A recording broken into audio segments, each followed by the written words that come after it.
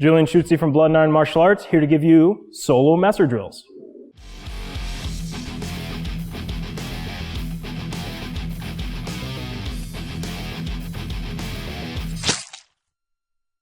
Truth be told, a lot of this video is going to be similar to the longsword one. The weapons are just similar. But to keep it brief, not everybody has access to a club that can train multiple times a week or have access to a club at all. When it comes to motor skill acquisition, more is more. You may have to supplement some of that time training on your own. Just like in longsword, one of the very first things I recommend is really practicing the grip switch. When you switch your grip with the Messer, what you're essentially doing is taking your thumb and just pushing it forward, and then when you retract it, you just pull it back. Push forward, pull back. The main thing to keep in mind here is that you don't want to let go while turning it. You don't want to activate the wrist and let go to spin it, activate the wrist and let go to spin it. Really get that thumb movement going. Next step, of course, is to practice it in the gloves you want to use. I've talked to a lot of people who don't believe that it's possible to do this motion with a big gauntlet, but as you can see, you can do it. It just takes practice and well-worn-in gauntlets. If you've got ones that need breaking in, then break those in first before you do this. And as always, practical application is one of the best things you can do.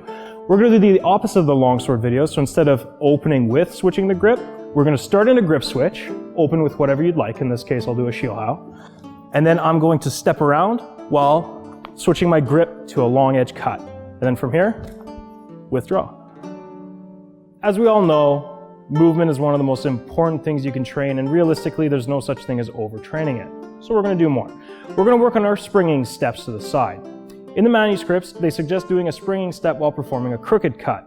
In this case, a Wecker, since we're doing Messer. So you've got your two tracks. What you're going to do is you're going to spring out and cut.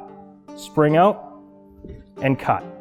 While you do this, make sure that you're actually engaging your elbow while you cut and not just piddling around your wrist windshield wipering. Gathering is a great tool to be able to provoke your opponent and then very quickly react to that reaction.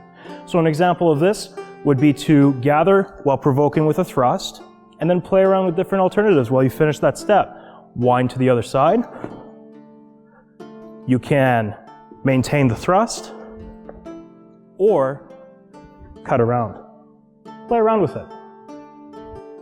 Now I'll show you a bunch of great Pel drills you can do. The first one is essentially duplering. So I like to open with what's essentially a Shielhao, and then using that Pel, cut around to the other side with a Zwerk style cut, just like you're cutting around a sword.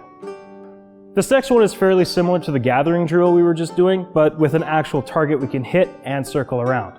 So gather in while you provoke with your thrust and either complete it or cut around and withdraw.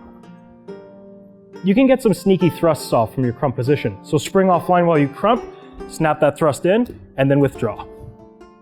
Messers can very often finish in a grappling situation, so it's never a bad thing getting comfortable to engage your offhand.